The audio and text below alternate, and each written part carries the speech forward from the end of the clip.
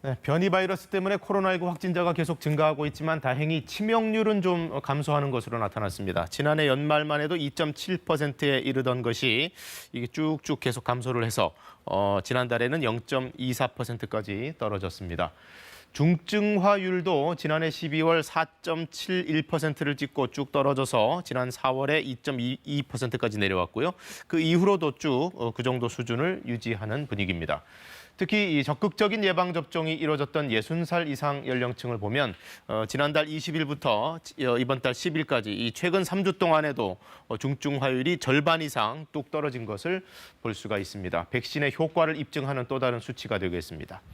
60살 미만 연령층도 현재까지 1%대의 중증화율을 유지하고는 있지만 최근 확진자 수 급증세와 더불어 위중증 환자와 사망자 수는 2배가량이나 증가했다고 합니다.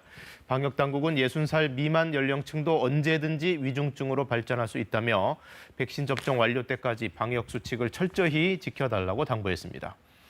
요즘 4차 유행이 거세지면서 검사량도 워낙 많아졌고 현장의 역학조사 인력들이 큰 어려움을 호소하고 있습니다. 폭염까지 겹치면서 2중, 3중고를 겪고 계실 텐데요.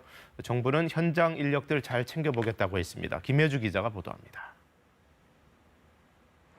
서울에서 인구가 4번째로 많은 노원구. 역학조사 문의 전화가 끊이질 않습니다.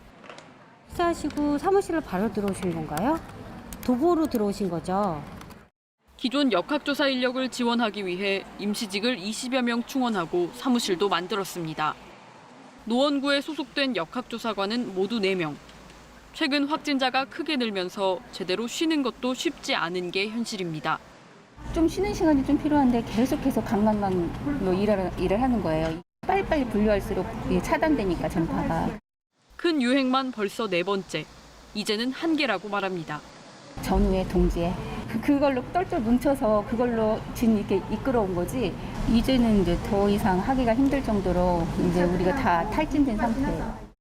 밀접 접촉자 분류 작업 등을 맡고 있는 현장 점검 인력도 녹초가 되긴 마찬가지입니다. 코로나19 확진자분이 7월 17일, 7월 18일 이제 방문을 하셨거든요. 하루에 적게는 2-3군데, 많게는 10군데까지 현장을 방문해야 하는데 기존 업무에 역학조사 업무까지 더해 업무량이 크게 늘었습니다. 즉각적으로 나가는 거죠. 급하게. 하던 일 멈추고 최우선적으로. 확산세의 장기화에 더워진 날씨도 복병입니다. 이렇게 몇 군데 돌아다니다 보면은 많이 지치죠. 코로나가 장기화되다 보니까 좀 피로감이 쌓이는 상황이죠.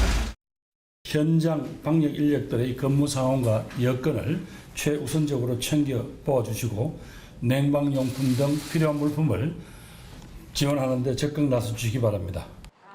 서울시는 자치구가 역학조사관을 임명할 수 있도록 특별 교부금을 지원할 예정입니다. KBS 뉴스 김혜주입니다.